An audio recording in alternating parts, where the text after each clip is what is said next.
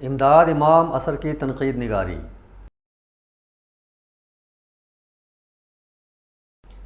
اردو میں تنقید کے بنیاد گزار حالی ہیں۔ حالی کے علاوہ جن نقادوں نے تنقید کے لیے فضا ہموار کی اور تنقید کو چند نئے امور سے متعارف کرایا، ان میں شبلی اور امام اثر کی خاص اہمیت ہے۔ امداد امام اثر کی تصنیف کاشف الحقائق 2 جلدوں پر مشتمل ہے۔ پہلی جلد میں انہوں نے کسی قدر اصول سازی کی ہے، زبان پر بحث کی ہے، عالمی زبانوں کے ادبی کارناموں کا تنقیدی جائزہ لیا ہے اور جا بجا تقابل اور درجہ بندی سے بھی کام لیا ہے۔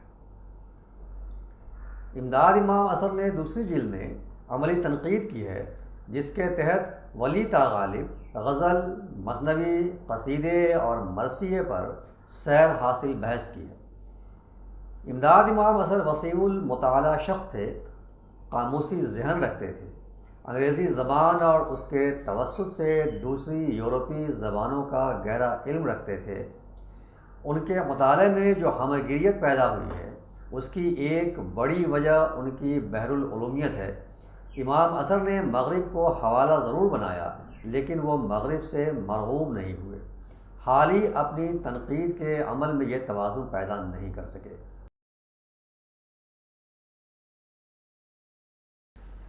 اردو تنقید کی تاریخ میں امام اثر کا ایک خاص مقام ہے۔ حالی اور شبلی کے مقابلے میں ان کی طرف کم توجہ کی گئی۔ جس وقت کاشف الحقائق منظر عام پر آئی، اس زمانے میں حالی کی مقدمہ شعر و شاعری دماغوں پر حاوی تھی۔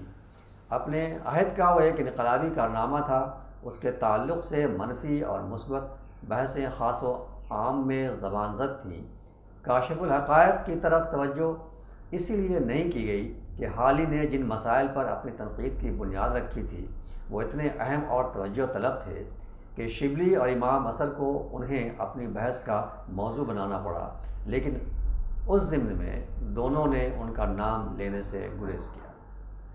اس سبق کا مقصد بھی یہی ہے کہ طلباء کو امداد امام اثر کے کارناموں کا علم ہو سکے، وہ جان سکیں کہ تنقید میں حالی کے بعد امداد امام اثر کی خدمات کیا تھیں، ان کا مرتبہ کیا ہے اور وہ کیوں ہماری توجہ کے مستحق ہیں۔ تصور شعر۔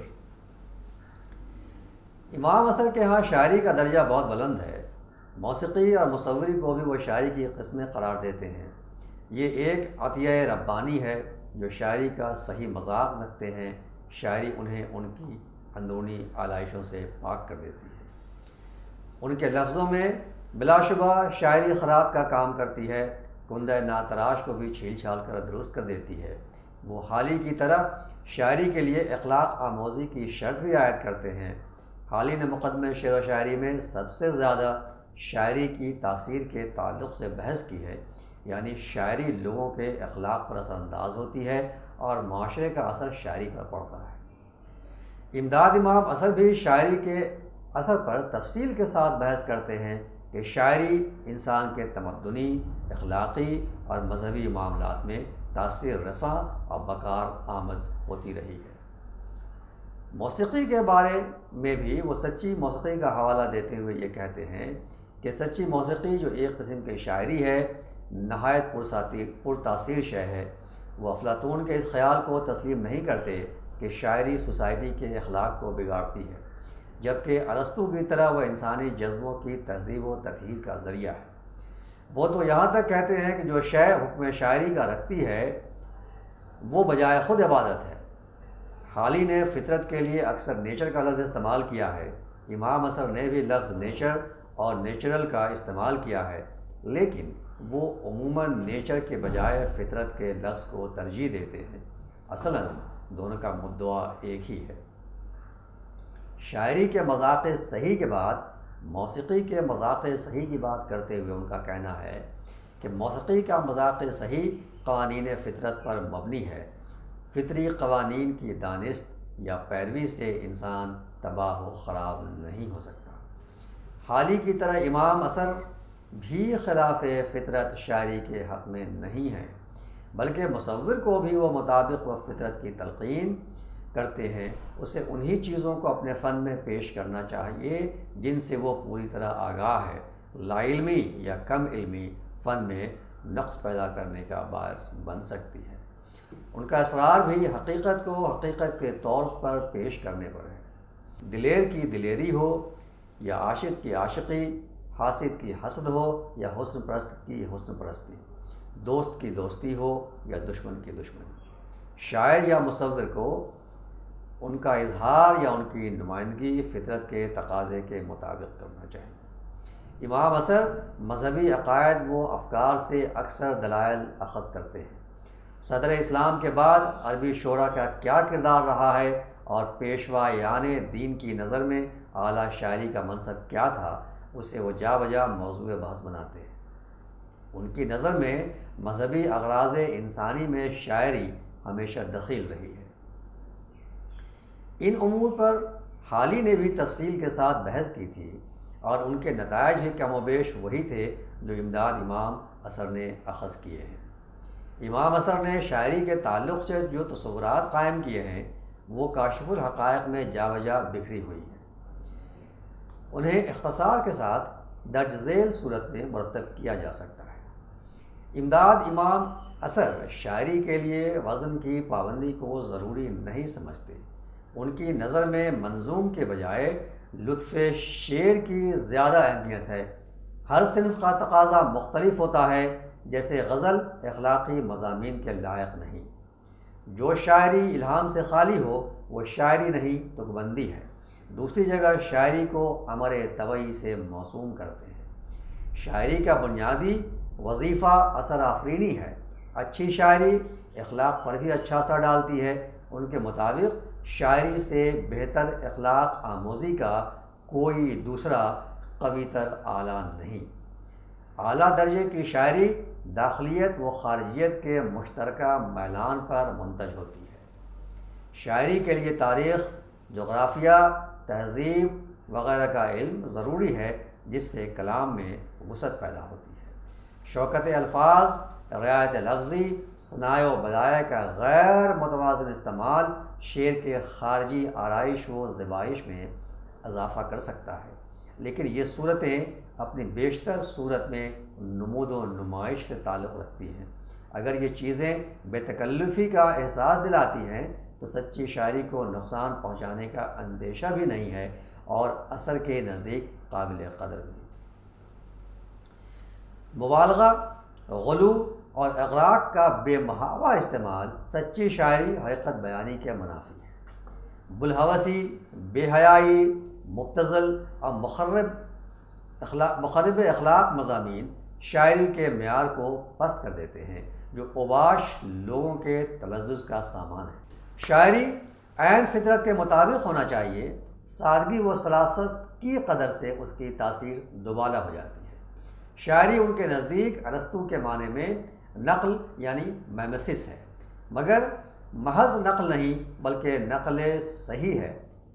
اس عالم درونی و بیرونی کی نقل صحیح جو الفاظ بامانی کے ذریعے سے عمل میں آتی ہے۔ شاعری کی دو قسمیں داخلی یعنی سبجیکٹو اور خارجی یعنی آبجیکٹو ہے۔ امداد امام اثر نے شاعری کی دو قسمیں بتائی ہیں، داخلی اور خارجی۔ وہ دنیا کے مختلف زبانوں کی شاعری کو انہی دو شقوں میں بانٹتے ہیں۔ اسی طرح بعض شعراء صرف خارجی موضوعات و معاملات کے اظہار ہی تک محدود ہوتے ہیں، اور بعض شعراء کا میلان باطنی جذبات و احساسات کی طرف ہوتا ہے۔ امام اثر کی نظر میں بڑا شاعر وہ ہے جو دونوں امور پر دستگاہ رکھتا ہو۔ اسی طرح وہ اصناف کی تقسیم بھی کرتے ہیں، جیسے غزل یا سونٹ کا میلان امور ذہنی یا واردات قلبی کے اظہار کی طرف ہوتا ہے، جس کی بہترین مثال میر اور درد کے یہاں ملتی ہے۔ سودا اور ناسخ خارجی معاملات کے شاعر ہیں۔ میر انیس دونوں صورتوں کو ادا کرنے میں دستگاہ رکھتے ہیں۔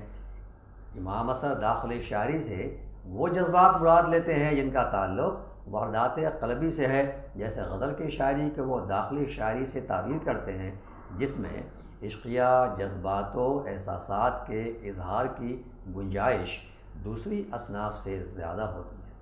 وہ انگریزی کی لیرک شاعری کو بھی اسی زمرے میں رکھتے ہیں۔ یونان قدیم کی شاعرہ صفوں کی لیریکل شاعری کو داخلی شاعری کی اعلیٰ مثال قرار دیتے ہیں۔ بنیادی طور پر داخلیت و خارجیت فلسفے سے ماخوذ اصطلاحیں ہیں۔ امام اصغر کو فلسفے سے خاص رغبت تھی۔ ان کی تصنیف برات الحکمہ اردو میں فلسفے کے موضوع پر پہلا کارنامہ ہے۔ جرمن فلسفیوں اور ان کے کارناموں پر بھی انہوں نے بحث کی ہے۔ غالباً یہ دونوں اصطلاحیں اسی دوران میں ان کے مطالعے میں آئی ہوں گی۔ امام اصغر داخلیت کو بھی ذاتی تجربات و احساسات کے ساتھ مختص کرتے ہیں۔ خارجیت سے ان کی مراد زندگی کے دوسرے مظاہرات سے مواد اخذ کرنا اور اسے کسی بھی فنی حیت میں ڈھالنا ہے۔ بعد ازاں نفسیاتی مفکرین نے دروبینی یعنی انٹروورژن یا مشاہدہ باطن کو نفسیات کا بنیادی مسئلہ قرار دیا ہے۔ یونگ کے نزدیک دروبین یا داخلیت پسند اپنے آپ میں مگن رہتا ہے، اسے باہر کی دنیا سے کم دلچسپی ہوتی ہے، حتیٰ کہ دوسروں کی ذات اور دوسروں کے مسائل بھی اسے اپنی طرف مائل نہیں کرتے، جبکہ خارجیت پسندوں کے نزدیک خارجی حقیقت وہ ہے جو شعور سے باہر اپنا وجود ہے۔ زندگی، شعور، تہذیب و ثقافت، مذہب وغیرہ خارجی عوامل کے مظہر ہیں جو انسانی ذہن و فکر پر اثر انداز ہوتے ہیں۔ اس معنی میں امداد امام اصغر نے اپنے وقت سے بہت پہلے داخلیت و خارجیت کا تصور قائم کیا تھا۔ وہ ان دونوں پہلوؤں کو ایک ذہنی میلان کے طور پر دیکھتے ہیں، یعنی شعراء کا جھکاؤ کسی ایک طرف ہوتا ہے، یا بعض ایسے شعراء بھی ہیں جن کے فن میں ان دونوں میلانات کی کارفرمائی نظر آتی ہے۔ امداد امام اصغر کی نظر میں دنیا کے جتنے بڑے ادبی کارنامے ہیں ان میں یہ دونوں پہلو مشترک طور پر برسر کار ہوتے ہیں۔ ہومر اور انیس کو اسی معنی میں وہ نادر روزگار کہتے ہیں کہ مثنوی اور مرثیہ اور رزمیہ جیسی اصناف دونوں میلانات کے متقاضی ہیں، اور غزل داخلیت یا امور ذہنیہ کی نمائندہ صنف ہے۔ میر تقی میر کا مقام داخلی اظہار میں بلند ہے تو سودا خارجی معاملات میں اپنا کوئی ثانی نہیں رکھتے۔ امداد امام اصغر کی مغربیت حالی کا بنیادی نقطہ نظر اصلاحی تھا، اور ان کے تصورات شعر اسی مقصد کے ارد گرد گردش کرتے ہیں۔ آزاد نے انجمن پنجاب کے جلسوں میں جو خطاب کیے ان میں ان کا سارا جھکاؤ مغرب کے ترقی یافتہ ادب کی طرف ہے۔ نظم اور کلام موضوع کے باب میں خیالات میں وہ کہتے ہیں، نئے انداز کے خلط وہ زیور جو آج کے مناسب حال ہیں وہ انگریزی صندوقوں میں بند ہیں، وہ ہمارے پہلو میں دھرے ہیں اور ہمیں خبر نہیں۔ ہاں، صندوقوں کی کنجی ہمارے ہم وطن انگریزی دانوں کے پاس ہیں۔ حالی اور آزاد کی پیروی مغربی کے مقابلے میں امداد امام اصغر جا بجا مغرب اور دیگر زبانوں کے اعلیٰ درجے کی شاعری اور اس کے کردار پر بحث کی صورتیں ضرور نکالتے ہیں، لیکن مغرب سے وہ مرغوب کم ہی ہوتے ہیں۔ اصلاح ان کا بھی منصب ہے، اخلاق آموزی پر ان کی بھی ترجیح ہے۔ انگریزی میں کرٹیسزم کی جو مثالیں ہیں وہ ان سے بھی متاثر ہوتے ہیں، لیکن مغرب میں سب خوب ہی خوب اور مشرق میں سب بد ہی بد، وہ یہ نہیں کہتے۔ عملی تنقید امداد امام اصغر نے مقدمہ شعر و شاعری کی طرح دوسرے جلد کو مختلف اصناف شاعری کے مطالعے تک مخصوص رکھا ہے۔ پہلی جلد میں عرب، ایران، ہندوستان، مصر اور یونان قدیم کے شعراء کا تفصیل کے ساتھ مطالعہ کیا ہے۔ مختلف زبانوں کی شاعری میں جو اقدار مشترک پائی جاتی ہیں اور جن سے شاعری کے اعلیٰ معیار کا تصور وابستہ ہے، اس نقطے پر خاص توجہ دی ہے۔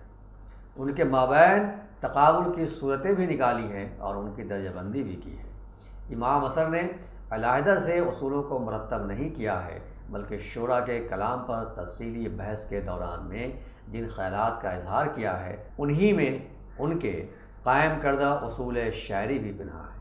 انہوں نے ان اصولوں کے بارے میں غرض تصنیف ھذا کے ذیل میں پہلے ہی واضح کر دیا ہے۔ کوٹ: فقیر شاعری کے جو اصول قائم کرتا گیا ہے ان سے حضرات حق بین کو شعراء کی وہبی اور کسبی قابلیتوں کے موازنے کا بھی موقع ملے گا، اور ان کی تصانیف کے حسن و قبح آسانی کے ساتھ درک میں آئیں گے، مگر ضرور ہے کہ پہلے فقیر کے قائم کردہ اصول صحیح مان لیے جائیں۔ اگر فقیر سے قوانین فطرت کے سمجھنے میں غلطی ہوئی ہے یا استقراء و تصفح میں خطا لاحق ہوئی ہے تو البتہ ایسی حالت میں وہ اصول قائم کردہ بھی غلط ہوں گے۔ بہرحال حضرات اہل انصاف سے امید ہے کہ طرفداری حق میں کوشاں ہوں گے، اور اگر ان اصول کو قرین حق ملاحظہ فرمائیں گے تو ان سے جو مسائل مستخرج ہوں گے ان کو بھی دیدہ حق بھی سے معائنہ فرمائیں گے۔ امام اثر نے عرب و ایران کے شعراء ہی کا تذکرہ نہیں کیا ہے بلکہ چین و امریکہ کا حوالہ بھی دیا ہے۔ ہومر کے ایلیڈ اور اوڈیسی جیسے شعرائے آفاق رزمیوں کے پلاٹ یعنی ماجرا، کردار اور زبان و بیان پر سیر حاصل بحث کر کے یہ واضح کیا ہے کہ یہ کارنامے کیوں کر اعلیٰ معیار کا حکم رکھتے ہیں۔ امام اثر کی نظر میں ہومر کے یہ رزمیے اپنے بے بہا محاسن کی بدولت ورجل، فردوسی اور ملٹن کے رزمیوں سے بھی بلند و بالا ہیں۔ ان کا اگر کوئی جواب ممکن ہے تو ویاس یا والمیکی کے رزمیے ہیں، لیکن ان کا یہ خیال ان کی ناقدانہ بصیرت پر سوال قائم کر دیتا ہے کہ بدانست راقم ہومر سے مرجع اگر کوئی شاعر ہے تو میر انیس ہے ان کو۔ امام اثر نے سارا زور یونان قدیم کی شاعری پر صرف کر دیا اور ورجل یا دانتے یا والمیکی یا ویاس پر تفصیلات کو ضروری نہیں سمجھا۔ فارسی شاعری کے بارے میں امام اثر نے نسبتاً وضاحت سے کام لینے کی صحیح کی۔ مثلاً وہ فردوسی کو اس لیے پسند کرتے ہیں کہ اس نے پند و موعظت کے بعد کے شعراء کو دکھائی۔ ان کے اس خیال سے اتفاق مشکل ہے کہ سعدی، مولانا روم، فرید الدین عطار وغیرہ سب فردوسی کے خوشچی ہیں۔ عمر خیام، حکیم سنائی وغیرہ کے بارے میں سرسری سی باتیں کر کے فارسی غزل کو موضوع بحث بنا لیتے ہیں۔ صنف غزل پر ان کی آراء اور سفارشات کم و بیش وہی ہیں جو حالی نے اردو غزل سے منسوب کی ہیں۔ حافظ غزل میں فقید المثال ہیں۔ سعدی کی غزل اخلاق آموز اور فلسفہ و حکمت کے مضامین کی فراوانی کے باعث حافظ کی طرف تنوع سے عاری ہے، جبکہ مختلف اصناف سخن میں مہارت کے اعتبار سے سعدی ان کے مقابل نہیں ٹھہرتے۔ جامع غزل کے بجائے مثنوی کا شاعر ہے۔ امام اثر نے خسرو، کلیم، شیخ محمد علی حزین اور بیدل سے غالب تک ہندی فارسی شعراء کا تقابلی مطالعہ بھی کیا ہے اور ان کے اسالیب کی نوعیتوں کا مختصراً ذکر بھی کیا ہے۔ شبلی نے شعر العجم لکھی تھی، شعر الہند نہیں، اس لیے ہندوستانی فارسی شعراء کو انہوں نے لائق اعتنا نہیں خیال کیا۔ اردو شعراء کے بارے میں امام اثر کی رائوں میں استقلال اور دقت نظری پائی جاتی ہے۔ ولی کو اول درجے کا غزل گو قرار دیتے ہیں اور یہ کہ ان کی زبان میر و مصفی کی زبان ہے، یعنی غزل کے بہت سے رنگوں کا آغاز ولی سے ہوتا ہے۔ سودا کے بارے میں ان کا خیال ہے کہ خارجی شاعری میں ان کا درجہ بہت بلند ہے۔ امام اثر کے ذہن پر سودا اس قدر طاری ہیں کہ سودا اور انیس کا جہاں ذکر آتا ہے وہ بے تحاشا رطب اللسان ہو جاتے ہیں۔ ان کی نظر میں سودا کی شعری اہلیت کے مقابل دنیا بھر کی زبانوں میں 10-5 شاعر ہی سودا کی شعری اہلیت کے مقابل ٹھہر سکتے ہیں۔ درد حافظ کے ہمسر ہے۔ ان کا یہ خیال وسوسے میں ڈالنے کے لیے کافی ہے کہ سوز و درد خواجہ درد صاحب کا میر سے بڑھا ہوا نظر آتا ہے۔ میر بڑے شاعر ہیں جو اپنے اسلوب کے خاتم بھی ہیں۔ مومن کا میر سے مقابلہ کرتے ہیں اور انہیں بڑا غزل سرا قرار دیتے ہیں، لیکن ان کا یہ خیال تعجب میں ڈال دیتا ہے کہ استعارے کی کثرت، مبالغہ اور تاقید کے عیوب نے ان کی غزل کو نقصان پہنچایا۔ ناسخ و آتش محض خارجی پہلو کے شاعر ہیں، ان کی غزل تاثیر سے خالی ہے۔ اردو شعراء میں صرف غالب ہی طرز میر سے کامیابی کے ساتھ استفادہ کرتے ہیں، جو سوز و گداز، خستگی، نشتریت، بلند پروازی، نازک خیالی، سکنت، جلالت، تہذیب، شوخی غالب کے کلام میں ہے، باستثناء درد و میر کسی استاد کے کلام میں نہیں۔ امام اثر نے ان شعراء کی غزلیں بھی پہلو بہ پہلو رکھی ہیں۔ غزل، قصیدہ، مثنوی اور مرثیے کے باب میں بھی تفصیلی بحث کی ہے۔ اردو قصیدہ نگاروں میں انوری اور سینائی کے ہمسر انہیں کوئی نظر نہیں آتا۔ امداد امام اثر کا جانبدارانہ رویہ۔ امام اثر پر یہ الزام تو عائد نہیں کیا جا سکتا کہ ان میں کسی قسم کی نظریاتی ادعائیت پائی جاتی ہے، بلکہ ان کی تحریر ہر طرح کے بغض و عناد سے پاک و مبرہ ہے۔ یہ ضرور ہے کہ ہر نقاد کا اپنا ایک تصور زندگی یا تصور ادب ہوتا ہے جس سے اس کی ترجیحات متغیر ہوتی ہیں۔ اسی باعث اکثر توازن و اعتدال قائم نہیں رہ پاتا۔ مثلا سودا کی شاعری سے اثر کو خاص رغبت ہے، اسی لیے سودا کی فحش گوئی کو سودا کی مجبوری قرار دیتے ہوئے ان کی وکالت کرتے ہیں۔ امام اثر کو سودا کی طرح درد بھی بے حد عزیز ہے۔ میر ان کے نزدیک بڑے شاعر ہیں، لیکن ان کے یہاں جیسا کہ عام طور پر مشہور ہے، بلندی کے ساتھ پستی کی مثالیں بھی کم نہیں ہیں۔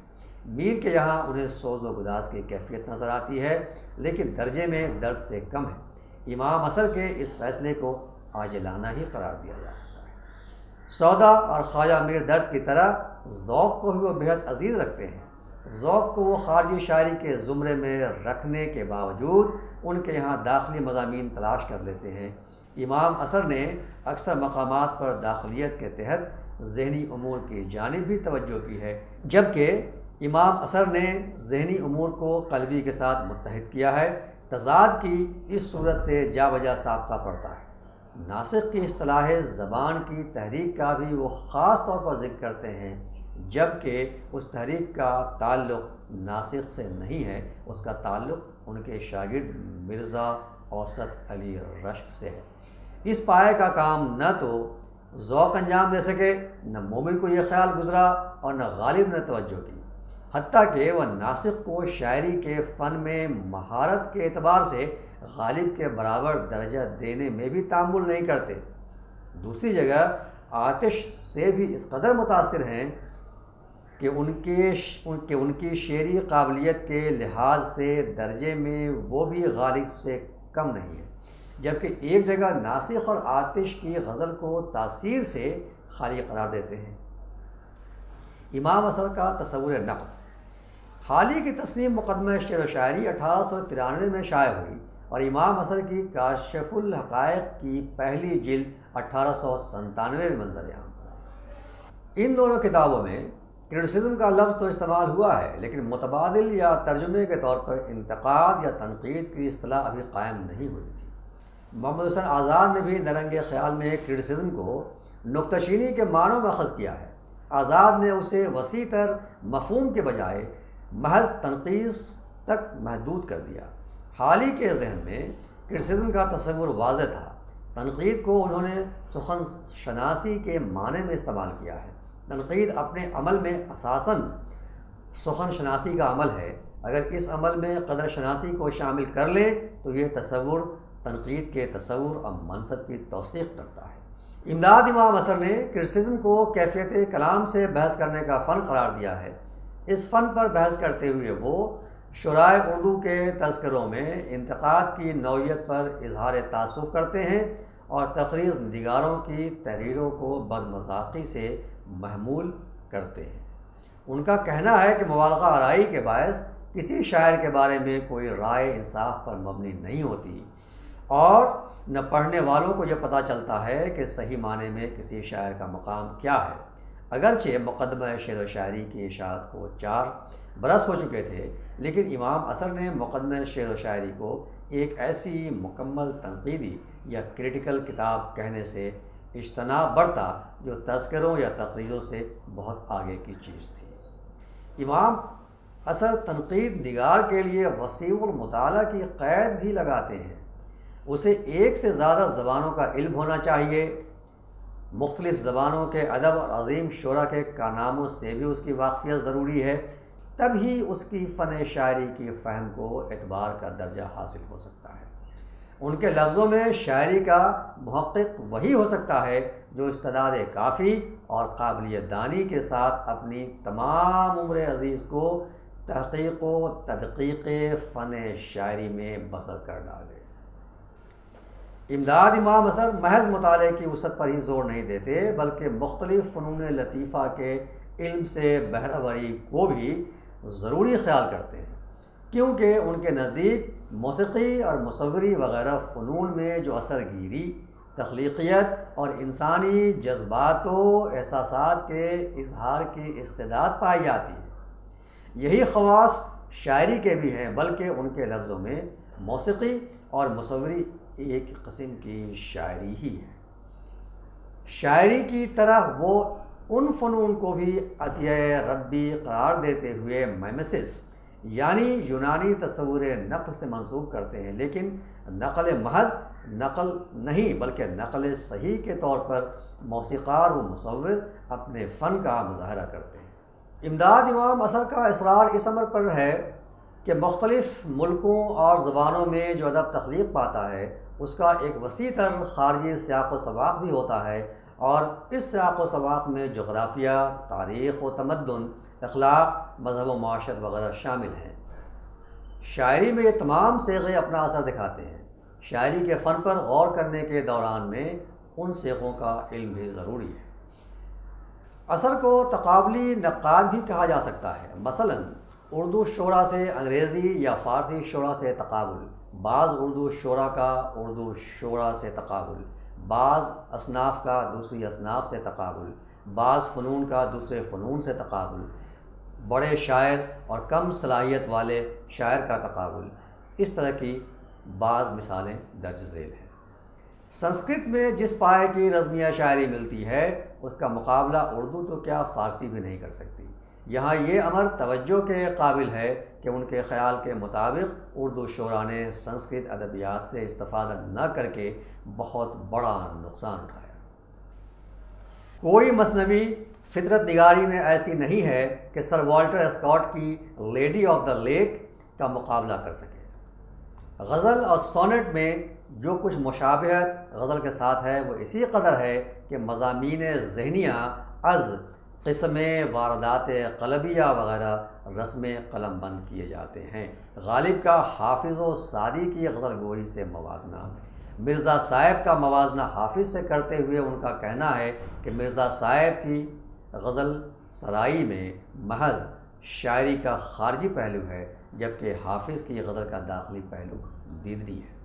سودا کے تعلق سے کہتے ہیں کہ سودا خارجی پہلو کو ایسے برتتے ہیں کہ زبان اردو میں سوائے میر انیس کے کوئی ان کا جواب نہیں، مگر داخلی پہلو پر ان کو ویسی قدرت حاصل نہ تھی جن کے سبب وہ میر صاحب سے غزل سرائی میں پیچھے نظر آتے ہیں۔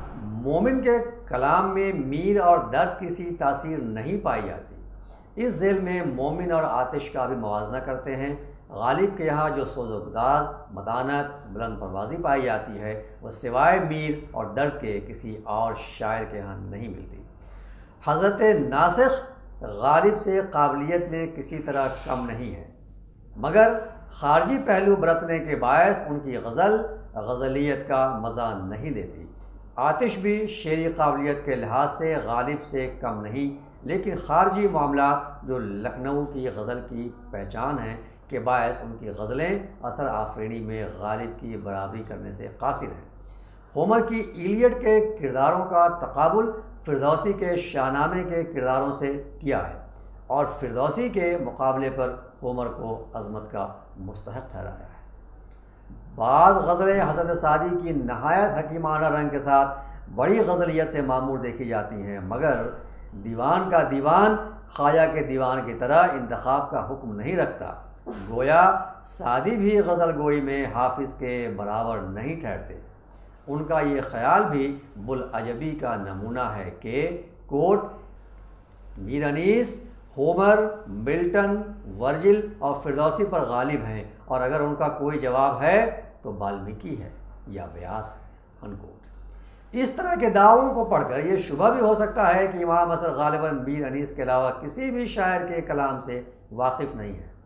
اس طرح کاشف الحقائق، موازنے اور تقابل نیز درجہ بندی کی مثالوں سے بھری پڑی ہے۔ کہیں ان میں دقت نظری کا احساس ہوتا ہے، کہیں جذباتیت کا دخل ہے، کہیں امام اثر کے ذوق اور ترجیح کی جھلک ملتی ہے۔